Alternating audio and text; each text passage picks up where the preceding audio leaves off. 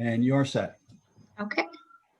Welcome everybody to the March public meeting for East Norton Township. I'm Ashley DePiro, and we're going to start with roll call.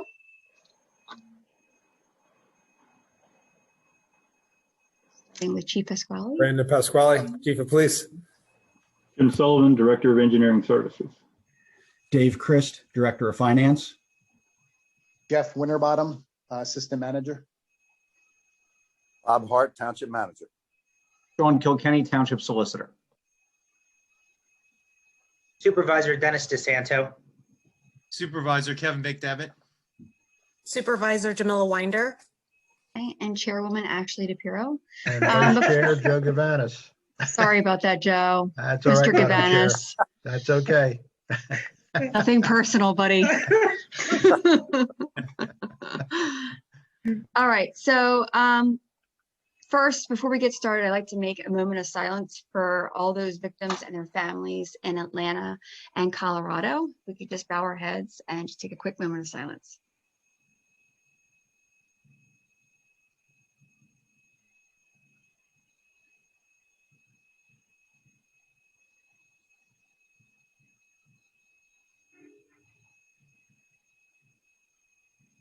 Thank you. First, I'd like to say we announced or make an announcement that we met for the executive session, and as well as approve for the meeting minutes for February 23rd, 2021. Can I have a second? A second. And Supervisor DePiro, just real quick, in executive session, you discussed personnel and litigation issues, just to be clear for the record. Thank you for making that clear. Yeah. I appreciate that. Yeah. Okay. And Supervisor DeSanto, you approve? I seconded the motion to approve the meeting minutes from February 23rd, 2021. Thank you so much. Okay. Next, citizens to be heard. Well, let's you have to do a vote on the meeting. On the minutes. Yes. Can I have all those in favor? Aye. Aye. Okay. All those opposed? Okay, being none, move on. Okay, citizens to be heard. Madam Chair, we have one email that's been received in the info mailbox. It is from Karen Taft. The email reads, "Hello, I'd like to enter these comments into the public record for the March 23rd Board of Supervisors meeting as indicated on the Township website. I've reached out to the Township previously with concerns regarding the Gill Quarry and was directed to call the PA Department of Environmental Protection to submit a complaint. I spoke with Amy Bollinger at PA DEP, who informed me that they are only responsible for enforcing MSHA/mining regulations and blasting activities. They are not responsible for monitoring dust, noise, and traffic. PA DEP indicated that the monitoring and enforcement of these regulations are the responsibility of the Township. I received a right-to-know report from Gary Latcha, the District Mining Manager of PA DEP, detailing their findings. What efforts are being made by East Norton Township to, number one, monitor and control noise levels adjacent to the quarry? Number two, control the dust emission from the quarry onto Pot Shop Road? Number three, monitor speeding truck traffic and the use of air brakes in adjacent residential neighborhoods? I also previously spoke to Joseph Catagnis in the Township Code Enforcement Department.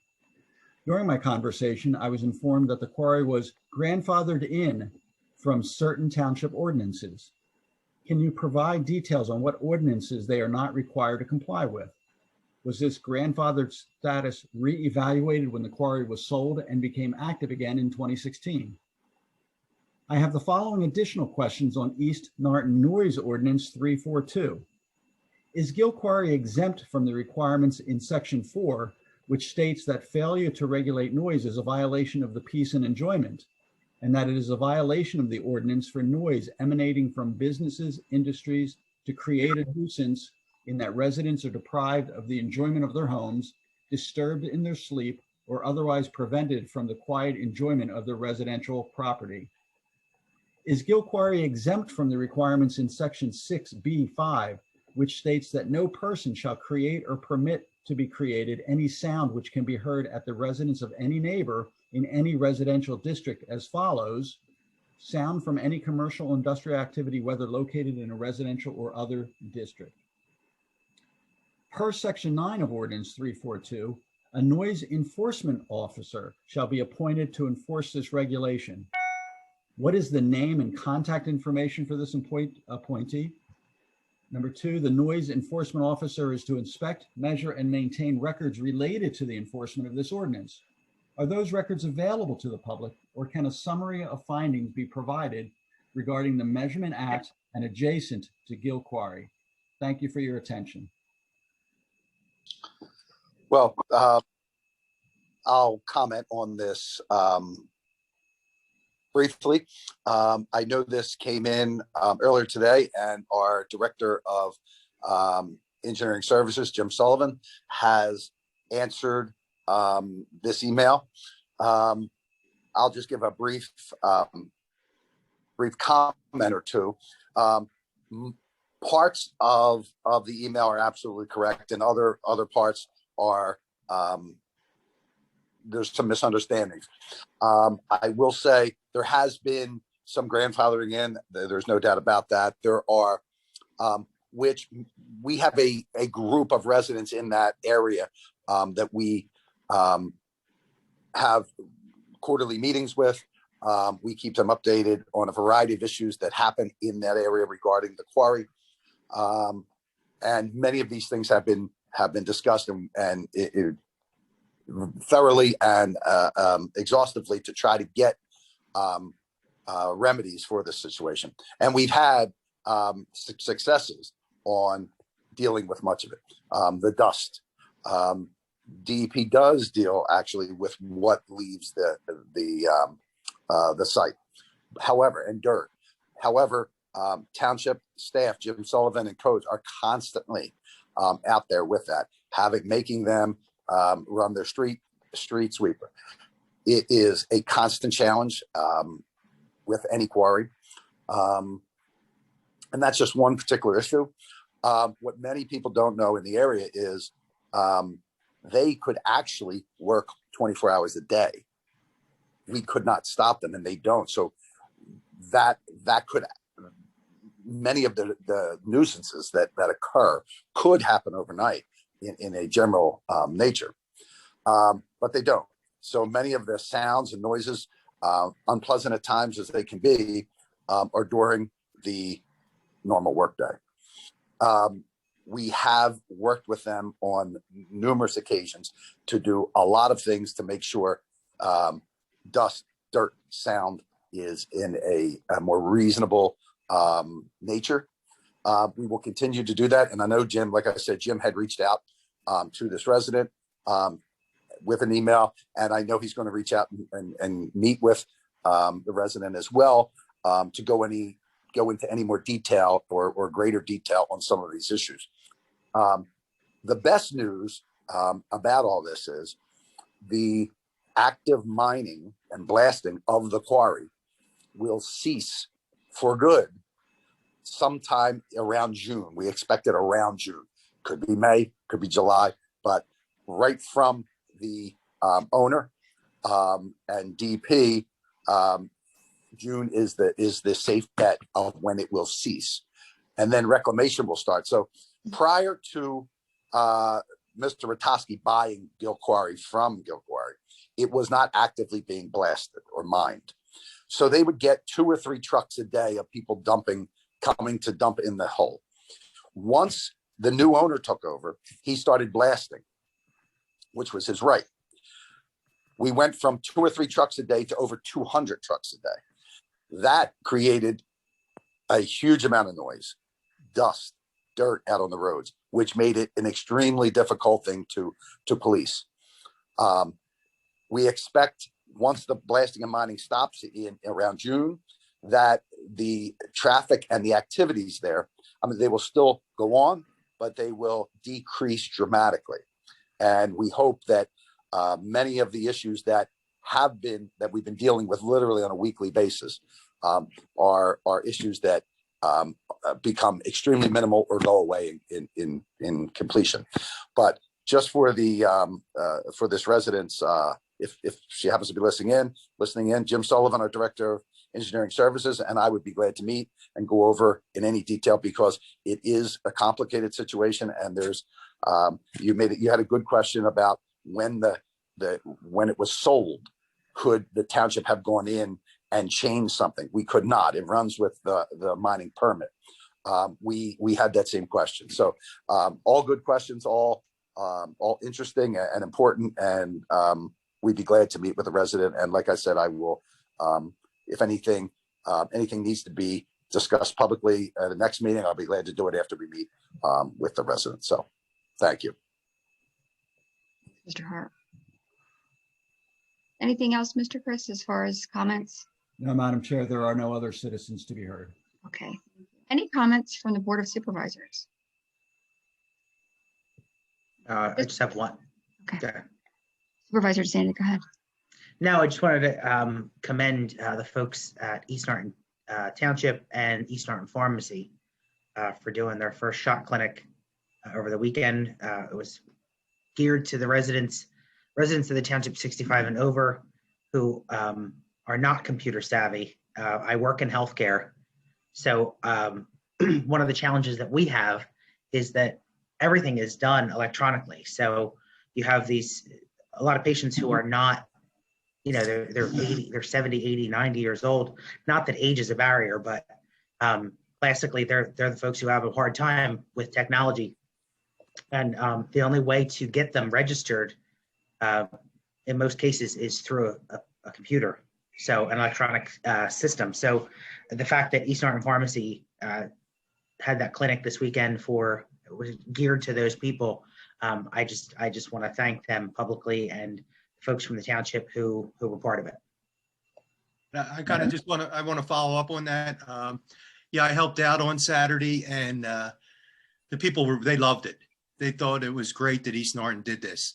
And as far as our building at Sandbridge Street Park, it worked out great for them, because there was a lot of people that were in wheelchairs or had walkers, and it was so easy for them to park right there, walk into the building, get their shot, and then egress out. So yeah, it was a very successful day, and I imagine when they get the second shot in 4 weeks, it should be the same. Great. Okay, anybody else with comments from the board? Just a quick comment. I just wanted to welcome some new businesses in East Norton, especially now with, COVID kind of been dismal over the past year. So to see some new businesses spring up in East Norton is really good. As far as the grocery outlet, to name a few, Kung Fu Tea, and I believe I saw something along the lines of Faded, I wrote it down, Faded Kings, it's a barbershop. So check them out in East Norton. Like I said, it's just nice to see new business spring up, especially now. All right, there's no old business. Moving on to new business. Authorization to advertise tree protection ordinance. I'd like to call on the Director of Engineering Services, Mr. James Sullivan, to review this item, please. Thank you, Madam Chair. For consideration tonight is authorization to advertise an ordinance we're calling the tree protection ordinance. The idea of this ordinance is to try to protect the canopy of trees in East Norton Township. This is an ordinance that I've dealt with in other municipalities. The highlights are that if you cut down, say, 100 caliper inches of tree, which is the diameter, you have to replace 35% of that. So 35 caliper inches with 3-inch trees. So you need about 12 trees if you cut down that much. This only applies to properties greater than a half acre, and if there's more than 5,000 square feet of earth disturbance. So any resident township that has a property doesn't necessarily mean they can't cut down a tree or two if they want to. It's only if it becomes, like I said, an earth disturbance or a lot of trees being cut down. There also, you can replace either with 3-inch caliber trees, deciduous trees, or you can use evergreen trees at 2 evergreens per 1 tree. There are some other substitutions you can make like that, but that's pretty much the gist of the ordinance. Any questions from the board? So I'd like to make a motion to approve. Do I have a second for this motion? I'll second that motion. Okay, thank you, Supervisor McDevitt. All those in favor? Aye. Aye. Aye. All those opposed? Okay, motion passes. Moving on.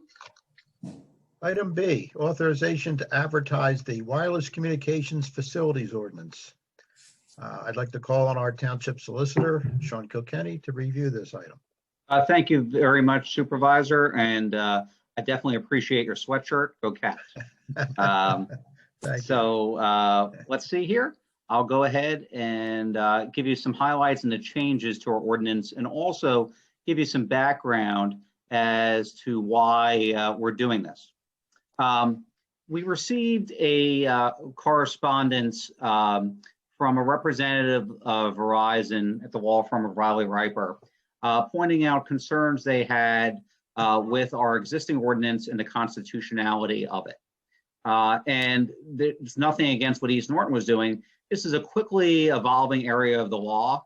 As you know, we're quickly moving into 5G technology, and all of this has been accelerated, frankly, by the pandemic, in a sense that people realize the value of good broadband. So what's really been happening through the Federal Communications Commission is they have been issuing rules which have been restricting the ability of municipalities to regulate their rights of way. Dealt with this in multiple municipalities, most notably in Upper Moreland, where the Board of Commissioners at the time was not happy with some of the things Verizon was proposing. But what happened is the Federal Communications Commission kept changing the rules, frankly, to make it more favorable for the carriers. So myself and Mr. Ballmore, along with Mr. Sullivan and Mr. Hart, went ahead and reviewed our ordinance to find out what changes we had to make to bring things up to speed, make sure that our ordinance was constitutional and could withstand any kind of challenge. So we went ahead and changed some definitions to match the definitions put out by the FCC, the Federal Communications Commission. They are how we define non-tower wireless communications facility, how we define small wireless facility, which is what you will see on the poles. We've also amended the definition of tower-based wireless communication facility and a definition of utility pole, all of these to match the FCC definitions, so we really did not have any conflict. The tower-based wireless communications facility was also amended to comply with what's called the shot clock. The shot clock is an FCC order which puts out, which limits the time a municipality has to review wireless communications requests, which really does not match up with the Pennsylvania Municipalities Planning Code or probably planning documents or deadlines in any other state. That being said, the federal law trumps our local ordinances and the MPC for that. That's how it's been defined by the courts. So the shot clock is for all traditional tower installations, the township still has 30 days to notify the applicant as to whether the application is complete and 150 days thereafter to render a final approval or denial. For the application for construction of a new tower designed to house small cell wireless facilities, the township has 10 days from the date of the application to communicate whether the application is complete, and this must issue its approval denial within 90 days. Application fees are capped at $1,000 per new pole to house small cell per the FCC rules. We also went ahead and defined towers based outside of the right-of-way.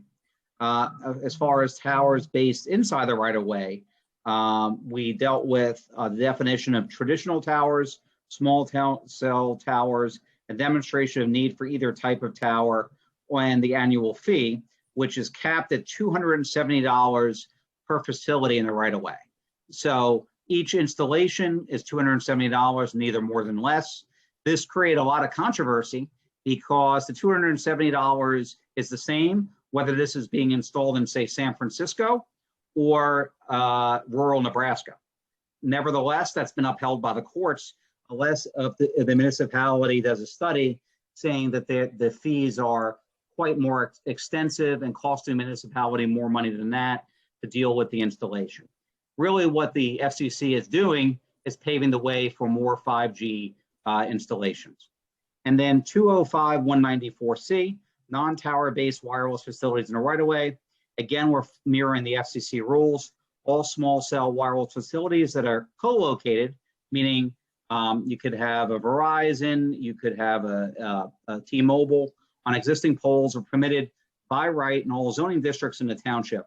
All other non-tower based facilities to be installed still must receive the appropriate township approval for each zoning district. Now, this is just merely a motion. I know this was a lot of legalese, so to speak, but what we're doing, the long and short of it is, we're mirroring our ordinances to be constitutional, follow the federal rules so we don't get a lawsuit in this, but stay up to date on all of this. This is only a motion to advertise. This, of course, will be reviewed by the County Planning Commission and your own Planning Commission. There will be a public hearing before you go ahead and decide to adopt this or not.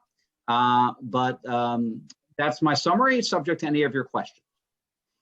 Any questions from the board?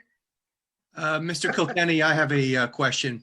I know in the old ordinance, there were locations. You could only specify certain locations to build towers. Is that still being upheld, or is that going to be changed too? No, you can specify locations on where to build. We definitely can specify locations on where to build towers. Yes. Okay, because I know it's more for instances in the right of way on utility poles and such, where we're really losing the right to go ahead and do that. Okay, all right, because I I know shouldn't say lose the right, but they're making it very hard to turn down. Okay, thank you. Yeah, if I can jump in, Sean is right too. I mean, he knows better than anyone. Without saying their names, municipalities adjoining East Norton are doing the same exact thing. It's really the federal government just coming in and greasing the rails, greasing the tracks to make this easier for the communications companies to do this. And it really, at the end of the day, it allows them to put it on telephone poles. That's really the big controversy of it. And in the middle of that, we thought, and Sean's office thought, it was just better to codify everything right in line with the federal rules. It just makes it easier, and everyone is doing the same thing. It could be better, but it's the federal government is calling. Yeah, we can tilt at windmills and fight this, but we're going to lose and spend a lot of money. Yeah, right. Yeah, they have a better lobby than we do. Yeah, they do. Yeah. Yes. Okay, thank you. Okay. Any other questions from the board? Supervisor DeSanto? Nope. All right. So at this point, I'd like to make a motion to approve the advertisement of the wireless communication facilities ordinance. Can I have a second for that I'll motion? second that. Okay, second by Vice Chair Gavanis. All those in favor? Aye. Aye. Aye. All those opposed? Okay, carries. Moving on. All right. Resolution 2832, authorization for the submission of the DCNR grant application. I'd like to call on Jim Sullivan to review the item. Thank you, Supervisor DeSanto. As you mentioned, this is a resolution that will allow the township to submit a grant application to the DCNR for improvements at Stanbridge Park. The township engineer has prepared this grant application, and the next step is to approve this resolution so that can be submitted. We're asking for the maximum amount of $200,000, and that can be used for any of the improvements that we want to make to the park. Any questions from the board? Okay. Being none, I'd like to make a motion to approve the authorization for submission of the DCNR grant. Does anybody want to second that motion? I'll second that motion. Okay, seconded by Supervisor Weiner. Okay. All those in agreement to the motion? Aye. Aye. Aye.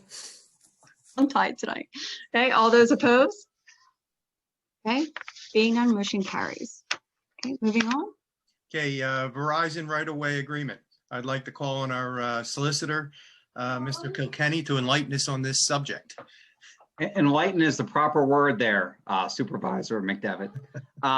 Again, this agreement will mirror a lot of the kind of the conversation we just had.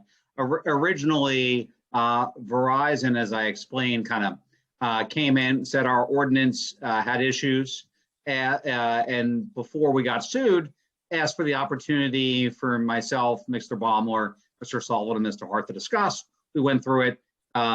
Alex really did the yeoman's work on this, kind of went through it. We all discussed and we're all in agreement. So with this, you'll be seeing more of these from other carriers, but essentially it codifies kind of what we discussed and how Verizon is going to be able to do their installation in East Norton and other places. These right-of-way use agreements are very similar to other municipalities. In fact, the one you have in front of you mirrors one that West Norton adopted about 3 months ago because they were in a similar circumstance. So it's an agreement between the use of the right-of-way between East Norton and Selco Partnerships, which is Verizon. It defines all of the issues that we talked about related to decorative streetlight pole, equipment fee, installation, municipal facilities, non-wireless communications facilities, network right-of-way services, streetlight poles, towers, all of the things we talked about in the ordinance. The agreement shall be as of the effective date and shall extend for a term of 10 years, commencing with the installation date until it is either terminated by either party based on its provisions. Any and all rights granted to Verizon under this use agreement shall be exercised at Verizon's sole cost and expense. So it's not on us. We're not going to be probably installing any kind of their technology for them.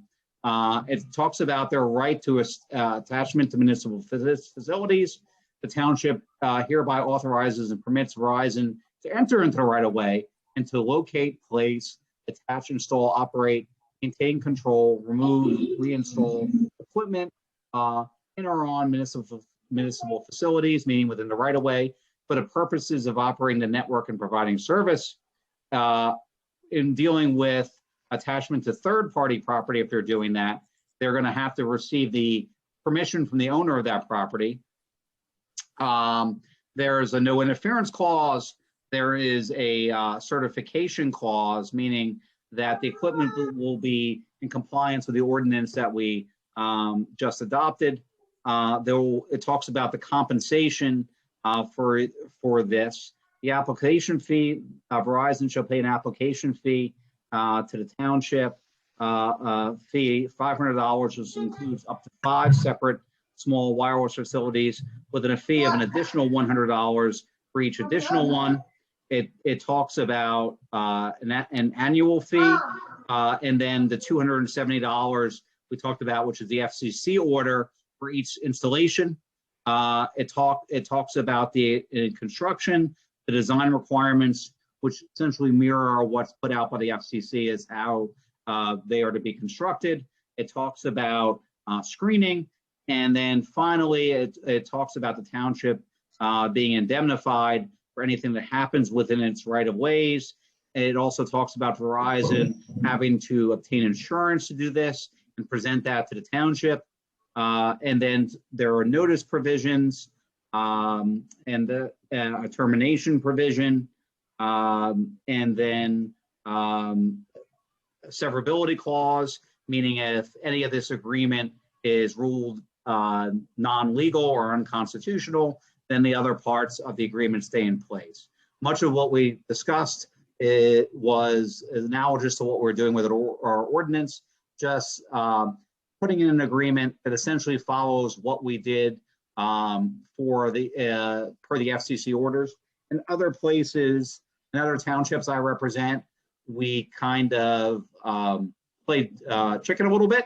We said, hey, we think it should be $500, and we kind of held out, and then they threatened to sue. Then we did the analysis, and they showed, okay, we sued Doylestown Borough for this, and also got a large federal judgment in federal court. So Plank Township, you really want to do this. And Plank Township, that I also represent, decided not to do that. So I'm just trying to get these kind of in line so we don't open East Norton up to any needless litigation that we would not be successful at. And if I could jump in, Madam Chair, this is, Sean, it's not the most exciting topics in the world, but it's just an agreement that is put together in line with the changes in the ordinance to make it all constitutional and follow the federal rules. Sean has to do this at a lot of meetings, I can't imagine. But Madam Chair, if you would like, Sean can repeat that. No, I was just going to ask if you could. I was just going to ask if you could simplify that for like. I can read the whole agreement and no thanks. If you okay. Like. If you could just simplify it a little bit. That's Right. what. There you go. That's it. Okay. All right. So, with that being said, any questions from the board? I have one Okay. question. Okay. And I really tried to stay with you. Does item D conflict with item B, authorization to advertise wireless communication facilities? Hold on a second. Let me pull up what item D and B. Please don't read them again. I just want to know if they contradict one another. Oh, no, they don't. No. Actually, No. no, They no, not at all. Yes, they're in line. D is They're in line. line, and these revisions were at the request of Verizon originally after they sent us a threatening letter. But we have since negotiated with them, and they signed off on this as well. This went through their legal department, both in East Norton and West Norton.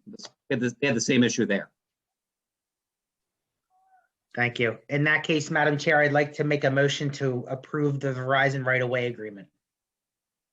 Thank you, Supervisor DeSanto. Do we have a second for that motion? I'll second that motion. Okay, thank you. Thank you, Supervisor McDevitt. All those in favor? Aye. Aye. All those opposed? Okay, motion carries.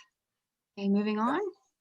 Okay, item E, playground equipment change order. I would like to call on Township Manager Bob Hart to review this item. Thank you, Supervisor Winder. This will be less hurtful and stressful than the wire station. I had the easy one. As you recall, last month, you all approved a large part of our renovation of Stanbridge Street Park with the inclusive playground.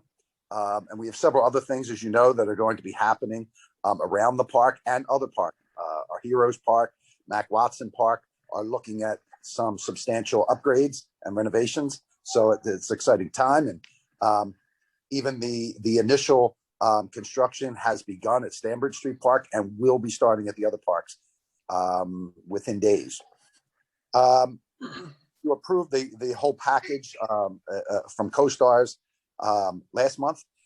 Since then, we've worked on a couple tweaks.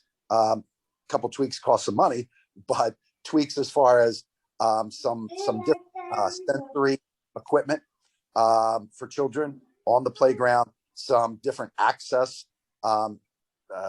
options, some shading, because we have all these, we really have tables and all kinds of things for kids and families to sit at and enjoy, but we had to put a shading option in there because all summer long, I can imagine it would be quite hot. So with all those, a bunch of tweaks and additions, the change order in front of you is for $21,785. And that's on CoStars. And that includes a lot of different things, some things for the ball field, some things for, so that's in front of you tonight for action. And we, as I said, this current phase at the three parks, the current project by the end of May and have a ribbon cutting. Hopefully this Memorial Day. Mr. Hart, you're cutting in and out. Oh, I'm sorry. I don't know what you heard and what you didn't now. These, I'll summarize quickly. Can you hear me now? Yeah. Okay. These change orders are a bunch of tweaks and additions that once we got into the final design phase of Stanford Street Park and the other parks, there were certain things needed, some additional sensory music playground options that are put in, some access ways for the wheelchairs to get in easier, some shading areas on the big playground surface, so you're not baking in the sun.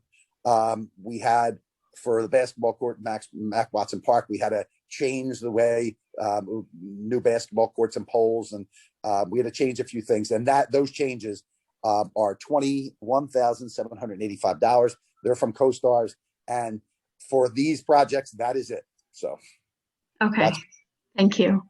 Sure. Any questions from the board? Okay, being none, I'd like to make a motion to approve the equipment change order. Do I have a second for that motion? Second. Okay. Seconded by Supervisor DeSanto. All those in favor? Aye. All those opposed? Motion carries. Okay, monthly expenditures for March, $258,772.48. Mr. Hart, do you want to briefly go over what that is? Because it says for March. Is that including? Yeah, I'm assuming, and Finance Director Dave Christ is on there. I'm assuming that's all total expenditures for the month. Correct, Mr. Christ? Right. What we've been doing at the request of our auditor since late last year is to provide the board a list of expenditures from the last meeting to the total meeting. So these are all the bills that have been paid during that period of time from last meeting to this meeting. It does not include our payroll expenses. Okay. Previously approved by the board via salary schedules. Okay, just wanted to make that transparent. Okay, I'd like to approve a motion to for the monthly expenditures for March. Can I have a second with that motion? I'll second. Seconded by Vice Chair Mr. Gavanis. All those in favor? Aye. Aye. Aye. All those opposed? Okay, motion carries. Other business. Any other business? Okay, manager's update. Mr. Hart? Thank you, Madam Chair. I'll make this quick. Just wanted to, I know we supervisors have discussed it and commented on it earlier, but the partnership between East Norton Pharmacy and East Norton Township has gone exceptionally well. We expect it to continue. We're in the process of working on additional clinics at our Parks and Rec building. It has made giving out mass vaccinations much easier for the pharmacy, having much more room. If you've been down the pharmacy, they don't have a lot of room to do 100 an hour. It's very difficult. So we, the township partnering with them, we have volunteers, we have staff that sign people up. There was a drive-through sign up last week on Thursday and Friday. People didn't even have to get out of their car. They came, gave their names, they got their appointment time. So we're all in this together, and we've been saying this for the last year, and it's paying off. And East Norton's leading the way, and we truly thank East Norton Pharmacy for just being so committed to our community. And that's really for this month. And I hope to see everyone in person. Thank you. Thank you, Mr. Hart.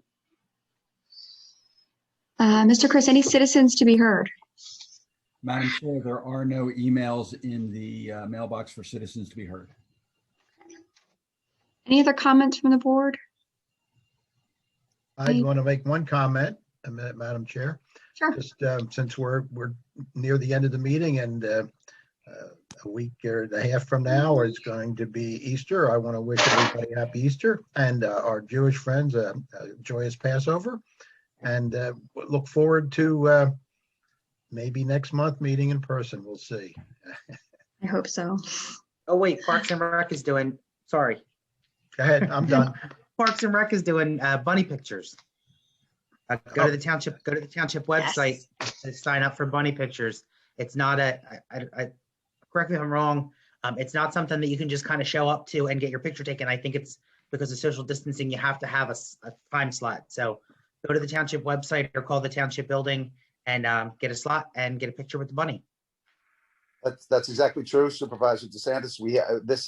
We're doing our best to be careful. We have we have two Peter Rabbit and his cousin Paul Rabbit will be there to take pictures with kids, and it'll be a nice day. So, Oh, that's awesome.